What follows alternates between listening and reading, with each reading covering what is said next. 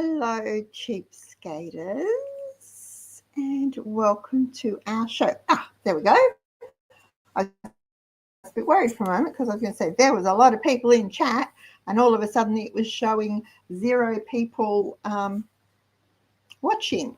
No, what have I done now? Because let me tell you, we nearly didn't. Oh no, we nearly didn't get a show tonight. Botheration. It's going to be one of those nights, guys. We might just do a talkie because I do not know how to fix this, and Alan has gone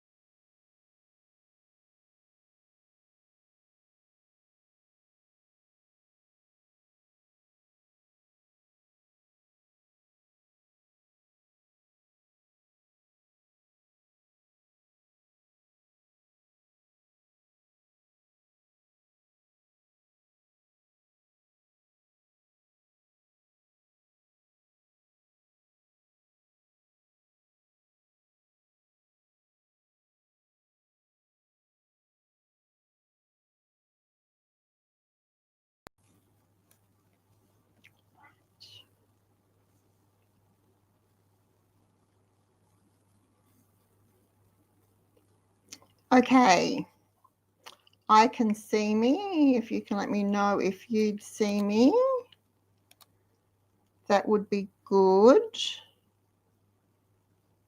And if you can hear me, I'm not moving anything. I'm not touching anything. I'm not going to move anything. Okay, now I have to start from scratch. Oh, and this is going to be such a short show tonight. Right. Anyway, you all know the welcome I do. If you're new, welcome. If you're not new, welcome back. I started Cheapskates a long time ago because we wanted to live life debt-free, cashed up and laughing. We were doing that, and I wanted to share it with other people because I was getting questions about how we did it. Right. Now, you'd have to be completely, let's get into the show because we've wasted so much time. You'd have to be completely isolated, be a real ostrich to not be aware of the turmoil that's in the world at the moment. There's so much happening, and it is all impacting us right now, today, this very moment, in lots of little ways. And those little ways are affecting our lifestyle. Now, if you're like me and you don't want to change your lifestyle, we have to be aware of these little things so that we can adapt and overcome them, improve them, eliminate them, accept them if we have to, and find alternatives. Now, way back when disaster struck, we made the conscious decision to not change our lifestyle. We had no money. We had no money coming in, and we still had the mortgage. We still had all the bills. We still had the 3 kids. But we made a decision to not let those things affect our lifestyle because we actually really liked it. We liked the way we lived. We liked our home. We liked our car. We liked our friends. We liked the entertainment we had. We liked the hobbies that we had. So we didn't want to change those things. So we changed other things that weren't important to us. And you've heard me say this over and over. We made a conscious decision to ditch the stuff that wasn't important to us so we would have the cash to enjoy the things that were important to us. One of the things we did was change the way we did our grocery shopping. We went to monthly shopping, which was a really big thing for me because I was used to weekly shopping every Friday morning. Without fail, off I would trot and do the groceries, take them home, put them all away. The food was there for the weekend and the week, and it was lovely. So going to monthly shopping was a really big deal, and it took me about 3 months to get it down so that I knew exactly what we were going to buy each shop, how much of each thing we were going to buy, and what it was going to cost. And that was the most important thing because we did not have 1 cent to spare. So if I was shopping and something was even just 1 cent more than the price I'd recorded against it, I had to find a cheaper alternative because I didn't have that cent to cover that increase in cost. That's how tight our budget was. And it was like that for years. I came to love monthly shopping. And then a few years ago, our circumstances changed again. Different things happened, and we had to rejig our budget. Our budget took quite a hit. We had to rejig it again, and I switched to yearly shopping. I adore yearly shopping. Shopping is a chore. Shopping is not a hobby. It's not an entertainment. It's not a recreational activity. It's not a sport. It is a chore.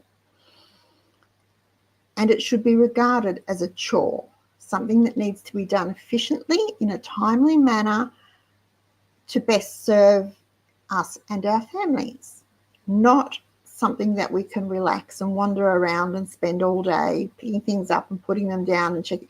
That's not what shopping should be. Shopping is a chore, not a hobby. So I switched to yearly shopping, and I do that yearly shop in that week between Christmas and New Year. So the day after Boxing Day, so from the 27th to about the 31st, or usually the 30th, because I try not to go out on the 31st of December. I usually do our whole year shop. and get all the non-perishable items, and a lot of the things that go in the fridge and freezer that keep long term, I buy then. This year, I did some. I wasn't able to do it all for a whole heap of reasons. I wasn't able to do it all, and it has been bugging me like crazy, really, really irritating me. And every time I walk past the shelves in the last couple of weeks, I've been really frustrated because I've looked and I've gone, oh, it's not my usual pantry stock. Now, I don't share my pantry. Some of you might want to see it. There is one video floating around of my pantry. I don't share my pantry. You shouldn't share yours either.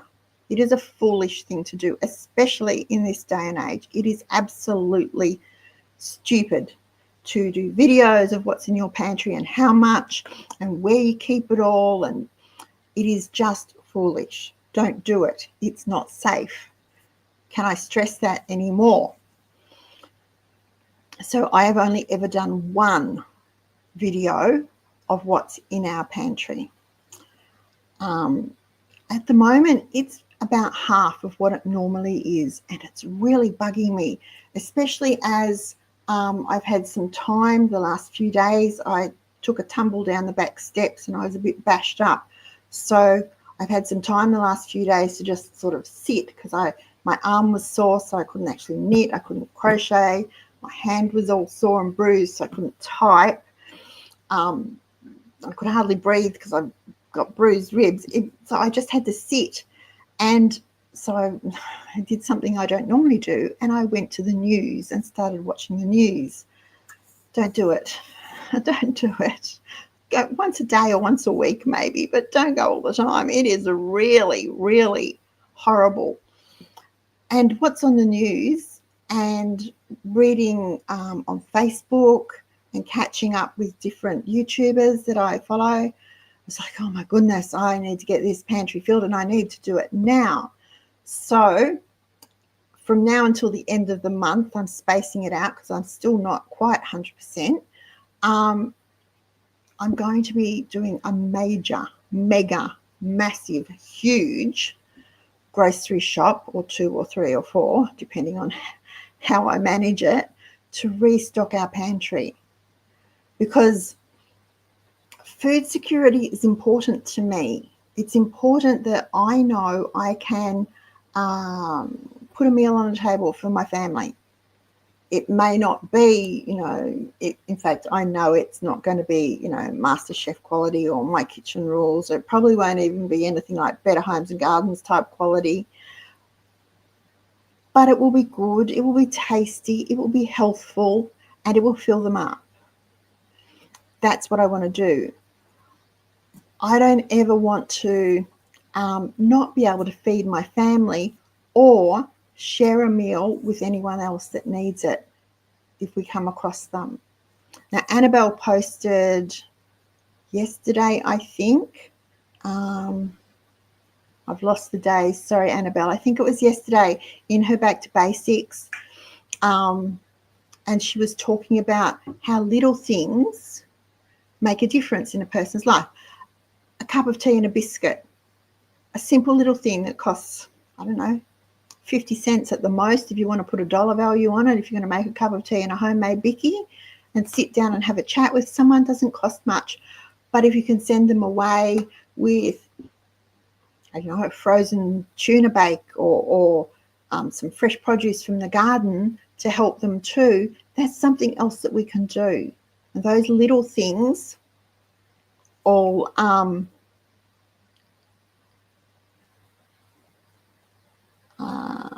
okay, hang on a minute. Thank you, Eve. Oh, look, you see my arm? My ribs look like that too. So I was taking the washing basket down the stairs, and we've only got 4 steps down to the back, from the veranda to the back. And I don't know what happened, but I started to fall. So I thought I'll stop myself from falling. And I wrapped my arm, don't ask me why, I wrapped my arm around the veranda post, which was fine because it stopped me going splat. what it did was threw me sideways. So then I landed sideways on the corner of the garden chair that bounced me off onto the top of the blower that I had rested there because I was going to blow the pavers when I'd finished. And then from that, I bounced onto the top of the chainsaw box. So I've sort of gone, and all the time my arm was dragging around the veranda post. Only me would have. I should have just fallen on top of the washing basket. Would have been fine. Much softer landing, but anyway. So, Greg wants to know how much dollars would I put aside for a mega stock up. I still budget my $350 a month. So usually I bank $250 a month over the course of a year because I save $100 a month to do the milk top up and any veggies or fruit that I buy top up. If there's any special meat or anything, I will use that money to cover that. So that's how I usually manage to save up for the December shop. This time I'm raiding my savings because I haven't saved up quite as much as I would want to. I've got just under $1,000 is what I'm expecting it to cost to get what I need. But that will bring me back up to 12 months of everything. So I will be happy with that. If I can do that, I will be very happy with that. Because don't forget, I build my pantry for 12 months. So you might only want to build it for a month. You might only want to build it for 6 weeks or 2 weeks or whatever. So, and my mega is rather large. Some people, it's a bit like, when they advertise bulk sausages at the supermarket, it's a bulk buy, but it's only 1.2 kilos. To me, 10 kilos is a bulk buy. 1.2 kilos, it's just a tray of sausages. It's a few meals and you bung them in the freezer. It's not a bulk buy. So it's all relative to how you perceive your pantry.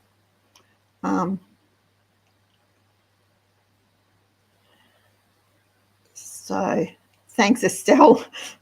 I don't know that I have a rational brain these days, honestly. Hi, Maddie. Annabelle, I was a bit sore for a while. I'm much better today, but I literally sat for 3 days and I barely moved because it hurt. I was a bit black and blue and bashed up, but it's all right.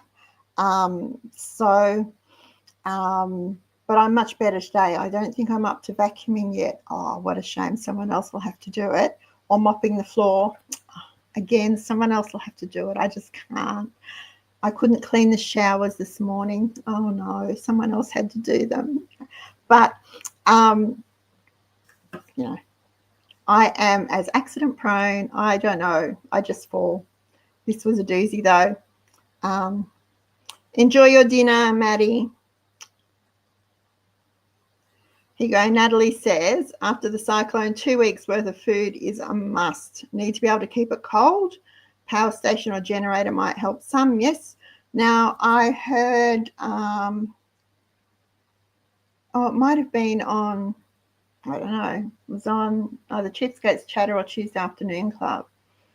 Someone had generators, but they got flooded. I was a bit sad. So I'm glad everyone's safe. I've been in touch with a few people, and I have some friends going to Brisbane for a convention this week, and they weren't sure how they were going to get there. People don't know what bulk means. I'm glad it's not just me too. People do not know what bulk means. It makes me laugh. They go, oh, I bulk buy oranges. And I went, oh, really? Did you buy a case? And I went, oh, no, 3 kilo bag. It's just a bag of oranges. They go in a week here. That's really quite funny. So so it's not just me. I will milk it, Estelle. Anyway, everyone's been really good. So that's what I'm doing for the rest of this month, rebuilding my pantry stockpile. Now I have a list in my book, and I've got a list on the freezer, and I've got it broken up. So I've got the tins, then I've got the frozen things, then I've got the fridge things, the things like the hard cheese, because it keeps for months, and butter will keep for months, and I can put some in the freezer or not if I don't need to, that sort of thing. So I've broken it down, and I'm also maybe a glutton for punishment, but I'm keeping an eye out for good meat sales too, just to rebuild our stocks in the cupboard, because I'm running low. We could do with some more mince, and we could do with some more ugly chicken. I've got plenty of taco beans. I have 2 huge pumpkins that are going to be turned into pumpkin soup very soon, if I can find the afternoon to devote to that, because they were $1 a kilo, and that's quite reasonable. I haven't grown pumpkins for a couple of years, and these are really big ones, and the 2 of them will give me probably enough pumpkin soup for my lunches through winter, which is all I need. I'll be able to share some with Hannah. I've got a separate shopping list for my herbs and spices, and I've got things on that like onion flakes and basil and garlic and can't read my own writing, that sort of thing there. So to break it down, usually I'd be going like crazy to get it done in the 3 or 4 days, but I don't have that in me. I must be getting old. I don't have that in me at the moment, so I'm just going to take my time and do it over the next couple of weeks. Because really, I have concerns about our personal food security. I have definite concerns about our food security as a nation. It's a really huge thing, and you really don't understand it until you don't have it. If you've ever lived from paycheck to paycheck and you buy what you need and only what you need for that time frame, then you'll understand the need for food security. Some of you, as Natalie said, some of you might be experiencing it right now if you're in southeast Queensland, northern New South Wales, and you're impacted by the cyclone or the floods, and supermarket shelves are empty. We've all seen the photos and the videos, and they're likely to be empty for a few days yet. And then if power is out, that's another reason. If you don't keep a stocked pantry, even if it's just enough for 2 weeks, then you're going to find life difficult. And it doesn't really need to be that way if we plan ahead and think ahead. Building your pantry takes time. It's not a quick thing unless you've got a lot of money to go and be able to do it right now. Now I'm lucky I've been saving, so I've got savings to fall back on, and I'll just use the grocery money to rebuild my savings. But it takes time. So we need to plan ahead, and we need to always be planning ahead. Your pantry is the best investment you can ever make. The return on that investment is better than anything you will ever get on the stock market, in property investments. In the ROI on your pantry investment is enormous. Much, much better than any other investment you will ever make. So don't think of it as just putting food aside to use in an emergency. You need to use it. You need to live off it and rotate through it. But don't think of it as a waste of money either, because it's not. It's absolutely not. And a certain famous person said about, what's this, 2025, so oh goodness, probably 25 years ago, 22, 23 years ago maybe, that it was a waste of time to keep food in the pantry. That person has obviously never been hungry. That person obviously has never had to juggle the bills. It's not a waste of time at all. It's very, very important. If you're in Victoria, you'll know food security in terms of eggs. Eggs are still in really short supply. Stupid high prices and ridiculously short supply. So now is not the time to let your pantry run down. I know that is something I say over and over and over. It's like on repeat. But now is not the time to let your pantry run down. There is never a time to let your pantry run down.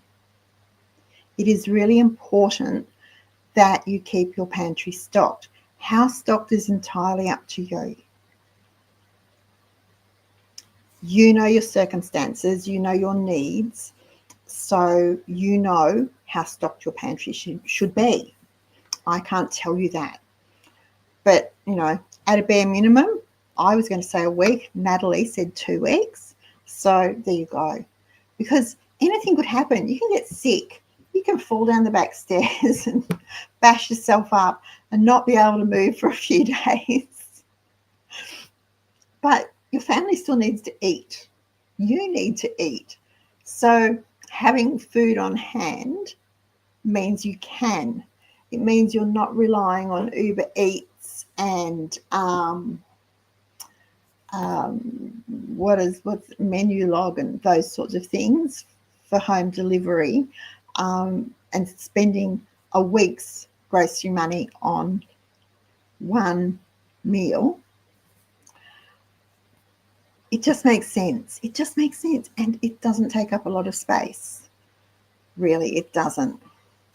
So over the weekend, I was sitting down and I sat at the kitchen table for a while so I could see what was there.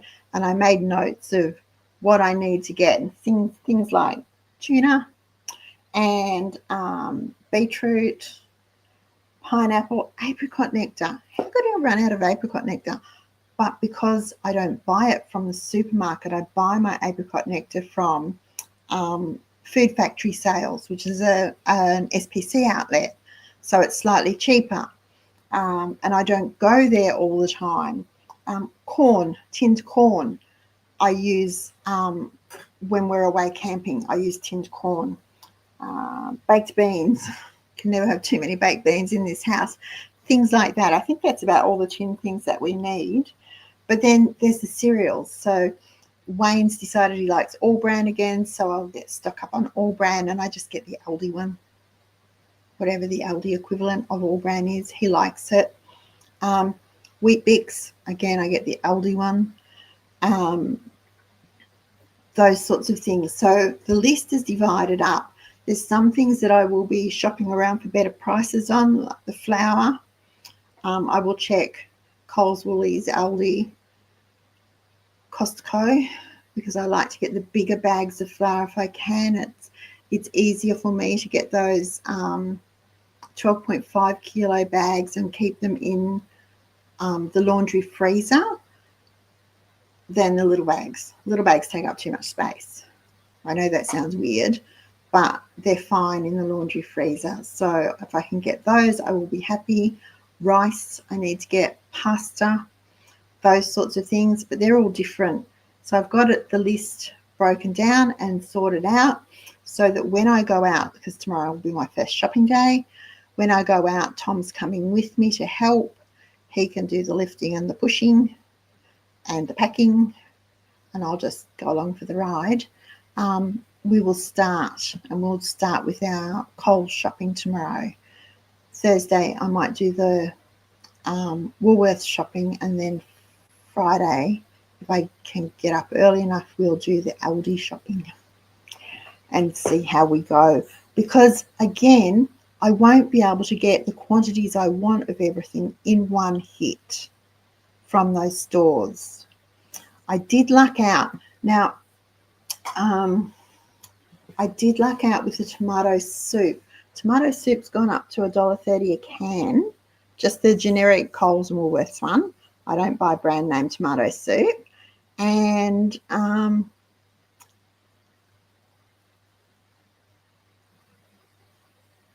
sorry, I'm just reading.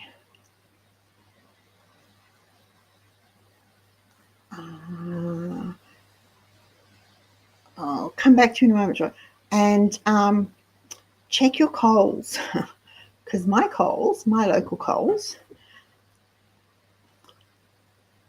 I told them when I was walking past, I was checking to see, and I noticed that the price on the shelf was still $1.10. So I took all that was there. When I got to the register, it scanned at $1.30. So I said, I'm sorry, but it says $1.10 on the shelf. And the girl went, no, it doesn't. I said, yes, it does. She said, no, it doesn't. I said, yes, it does. Look, there's the photo, because I actually used my phone for once and took a photo. So I got the two and a half trays for $1.10. Now, I would have thought that they would have gone and fixed that price. So the next week, and it was a whole week later, when I was back there, I thought, I'll go and see what the price of the tomato soup was. They hadn't fixed the price. They'd restocked the shelf with another 3 trays, but they hadn't changed the price. It still said $1.10 on the shelf. So again, I took the 3 trays and I went up, and it was a different person this time, scanned them at $1.30. I said, I'm sorry, but it's $1.10 on the shelf. And this man went, really? I went, yes, look, I've taken a photo, showed him the photo. He went, well, he said, this is your lucky day. He said, you get 1 free and all the rest are $1.10. And he adjusted it, no questions asked. While he was doing that, his supervisor came over to see what was going on. And he tried to tell me that I had to pay the $1.30, and that was the price. And just because it said $1.10 on the shelf and scanned at $1.30 didn't mean I only had to pay the $1.10. So we had a little discussion then about the legality of advertised prices and the supermarket code of conduct. It pays to know these things, guys. I was nice. He wasn't happy with me. I went back the next week, so 3rd week, still hadn't changed the price on the shelf. There were only 5 cans. I bought them and did the same thing all over again. Got 1 free, paid $1.10 for the other 4. I'm sorry, but someone didn't do their job. I'm not going to apologize for taking advantage of that. They should have fixed it when they first found it, or when I first found it for them. So keep your eye out.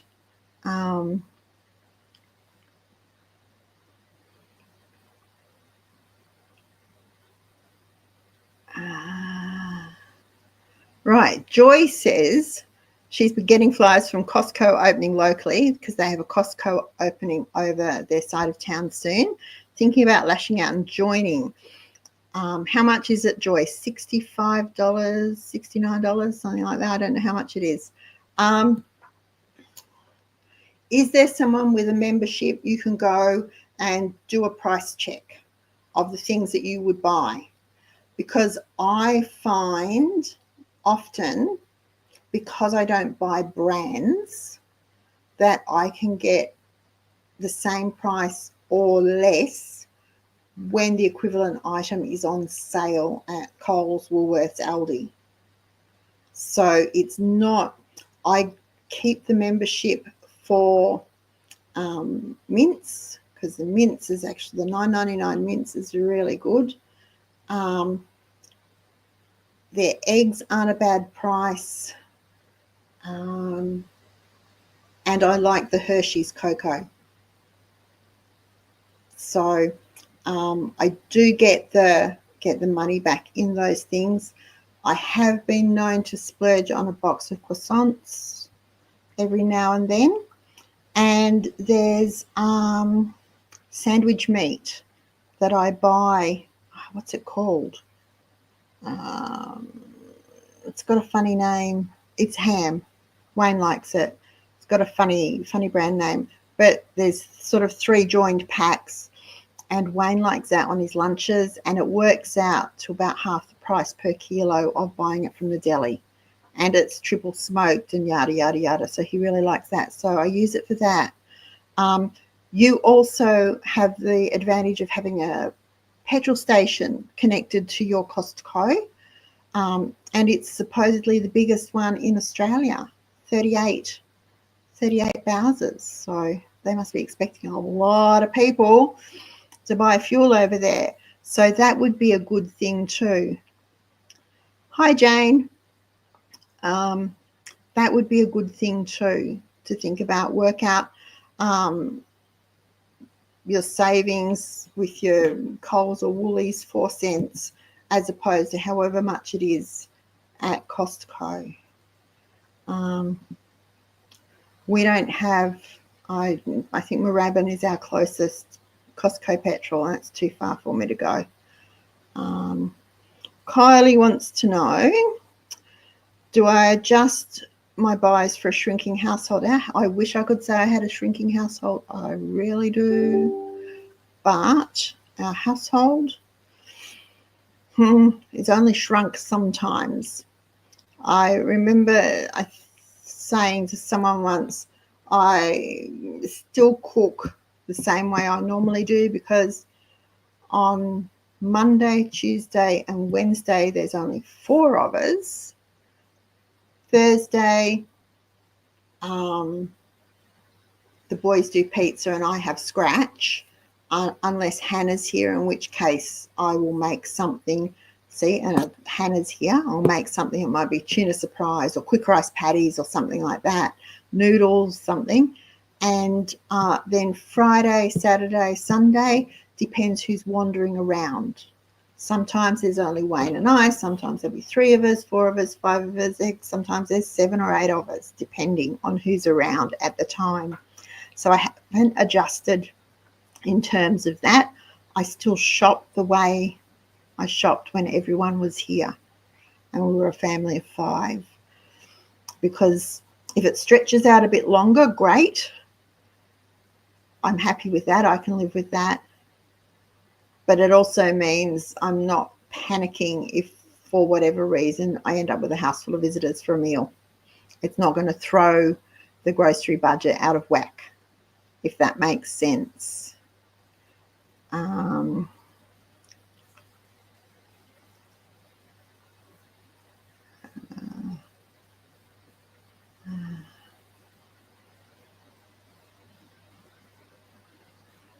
$1 a kilo for pumpkin still has been brilliant. Yeah, and it's for anyone in Melbourne's outer east, it's Big Watermelon has, I think it's Kent pumpkins tomorrow for $1 a kilo.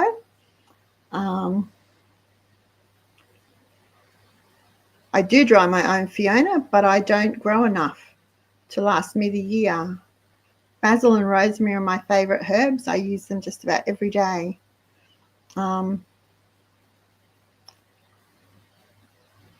I saw that, Joy, $7.99 a kilo for a whole lamb. A whole lamb would feed us for a while.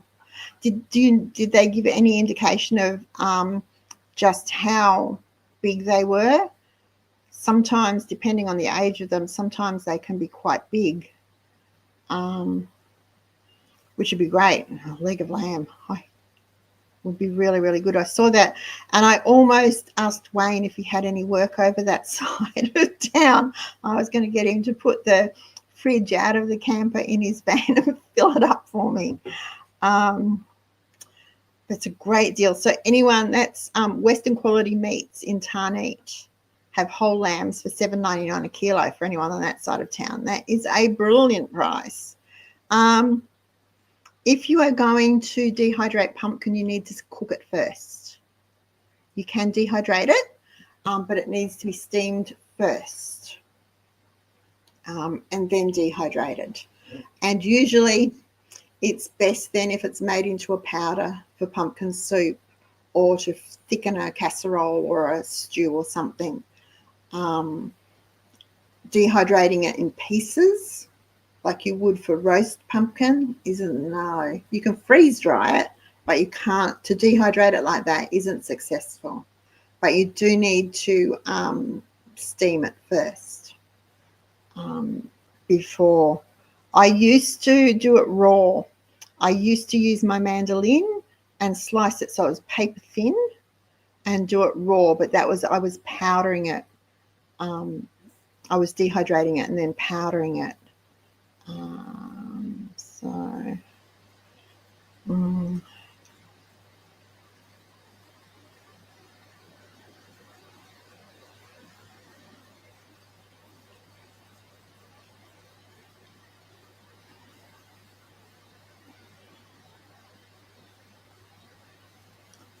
Basil is great for self-seeding. Plant it once, it will keep going.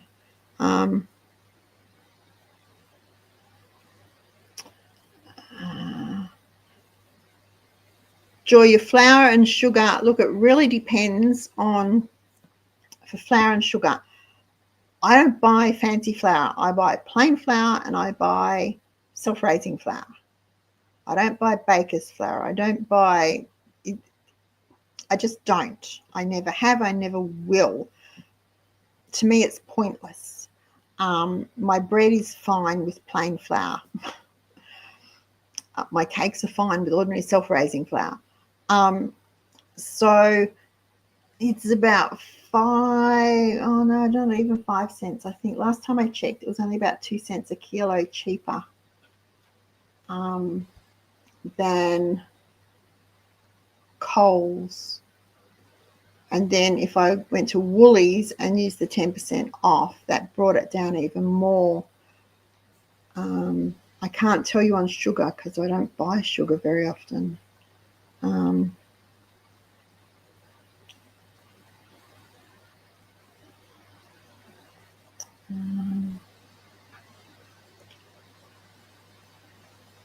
Eggs are still in short supply everywhere, I think.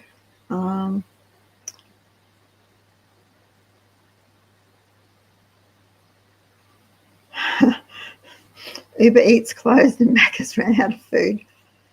Oh dear.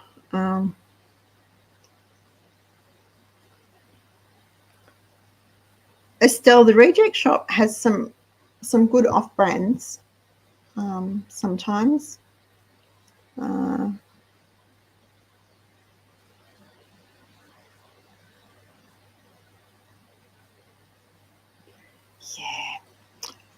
That's Kylie. That's why I'm moving away from freezing as my main method of preserving and moving to pressure canning. So I've got shelf stable.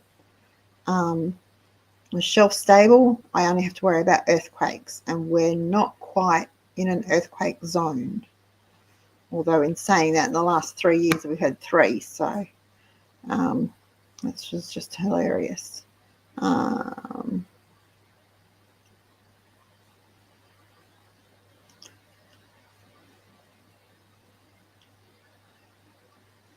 Carrots, onions, frozen veg, made bread. I don't know about, well, he might be the brawn, Estelle. I don't know about the brain. Sometimes I think it's lacking. I saw your photos, Jane. That was just shocking. Just shocking. And someone else has a daughter in Harvey Bay, and they were frantically trying to get through to her. See Jane's comment, guys. Those with pantries are doing well. That is why we don't show our pantries. We can talk about, oh yes, our cupboard's full, we're okay. We don't show our pantries.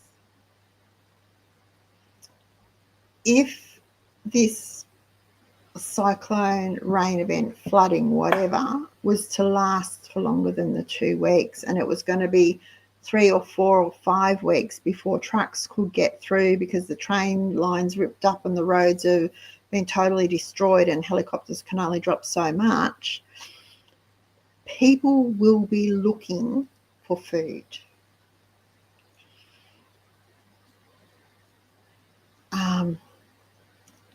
There is always a chance that they're going to go, I remember Joe Bloggs and his wife. She posted on Facebook all this big back room full of food. That's where we'll go to feed ourselves. Now, I have no problem sharing with anyone if they knock on the door and ask. But I would not be happy if someone broke down the door, came in and stole. There's a difference between me voluntarily sharing what we have and people taking it from me. So it's not, makes me sound like a real lunatic, don't I? I sound absolutely paranoid, and I'm not. But just like you don't wander around in the bad part of town on your own at 1 o'clock in the morning, you just don't share your pantry with the general public. You just don't. You wouldn't, give them your PIN numbers to your bank accounts, so don't give them your groceries, if that makes sense. New comments.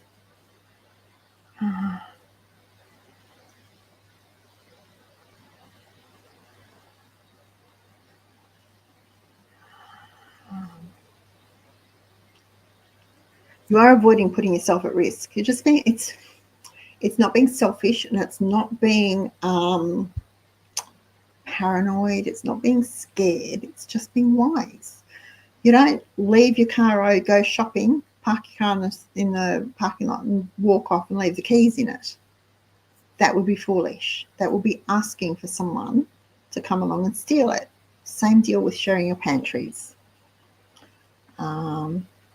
Thank you, Estelle. Anything over 14 kilos is a sheep. Cool. Okay. I will make a note of that. All right. So that's my plan for the rest of the week. Rest of the month. We've got my weekly plan too. Otherwise, we're doing okay. There's plenty of peanut butter. There's plenty of Vegemite. I do have honey on the list, but we've slowed down our honey consumption. I used to go through a jar of honey a week when the 3 kids were home, and they would have honey. Sometimes they'd have honey on their cereal. They liked honey on their pancakes if I made pancakes. I often used honey as a sweetener instead of sugar, just for a change. So we used to use a lot of honey. We don't anymore. And I had a couple of jars on the shelf that had been there so long they'd actually candied, which was fine because Wayne's dad loves candied honey. So happily moved those to him, and he was able to enjoy them. So I've only got like 2 bottles, 2 kilos of honey on my list, because that will be more than enough for us for the year. Little things like that. Then there's the laundry, the cleaning supplies, the laundry soap, the borax, the washing soda, vinegar. What else did I need? Citric acid. So they're on my list too, to add to things, to bring my pantry up to where I want it to be.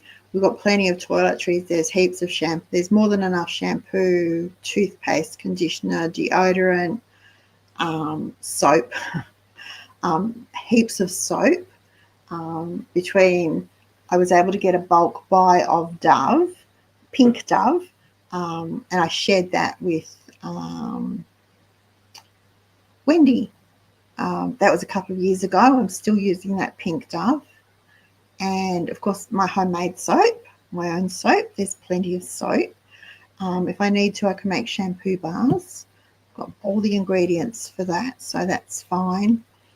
And we don't do vitamins and minerals, vitamins and things like that very often. So we're set for those too. So it's not, my shopping list is never overly complex. It's never a lot of things on it. I just buy a lot of each thing, which sort of throws people. Anyway, okay. Oh, goodness. Oh, good. I was going to say I've gone over time. Citric acid is citric acid. I don't know if there is one that's different. I buy it from, let me look. No, I'm scared to move this thing. Aurora. Aurora. Let me just check. I'm pretty sure that's where I got it from last time. Where's their search? Search.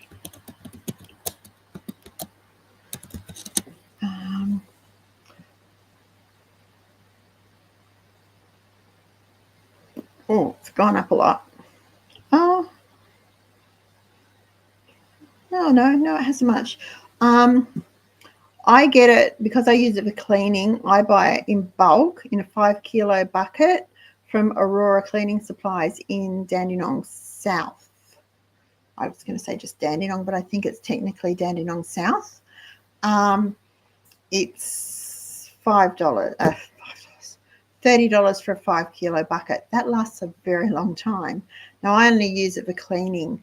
If I'm using citric acid for cordials, to make cordial, then I just have a little tub of it in the spice jar. That's just a bulk one from Hindustan, I think, that I got.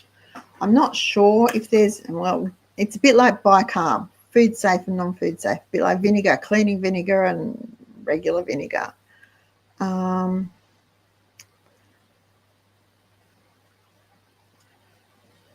So, yeah, if that answers your... Yeah, Coles is very expensive to buy it from. Can you...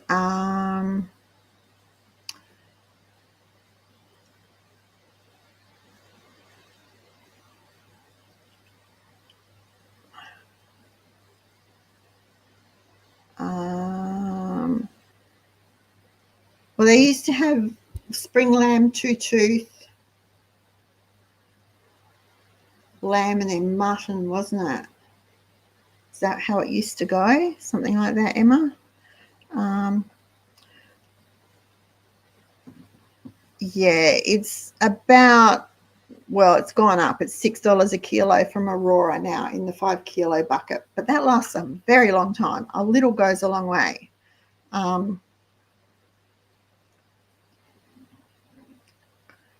Supplement honey with rice syrup. Okay, that sounds good.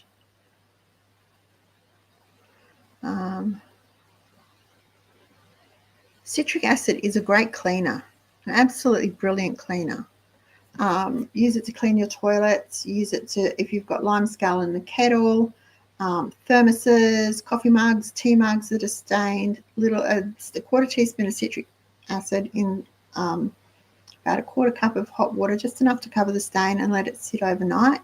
Brilliant cleaner, absolutely brilliant. Lamb, two-tooth, four-tooth mutton. There you go. I've never tried Bunnings, Joy, for it. I tend to not go to Bunnings. It kind of annoys me. It's big and it's usually expensive, even if they say they're not. And I don't know. And if I do go to Bunnings, it's usually just to the nursery part. Okay. Citric acid is part of your rinse aid for the dishwasher, yeah. Just to remember, guys, the name will tell you it is an acid, so be very careful. Much like vinegar, people use vinegar for cleaning, and that's great, but vinegar is an acid too, so watch what you use it on. If you're using it in your dishwasher, just check your seals.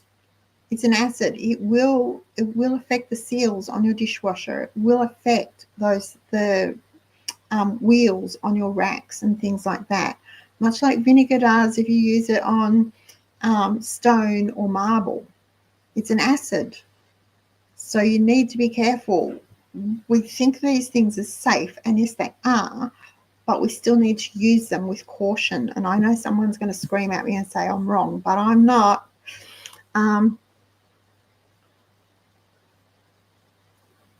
Yum. Farm beef cattle on your farm and only farm lamb in the freezer. That would be amazing. Absolutely amazing. All right, so next week I might have some costings for you.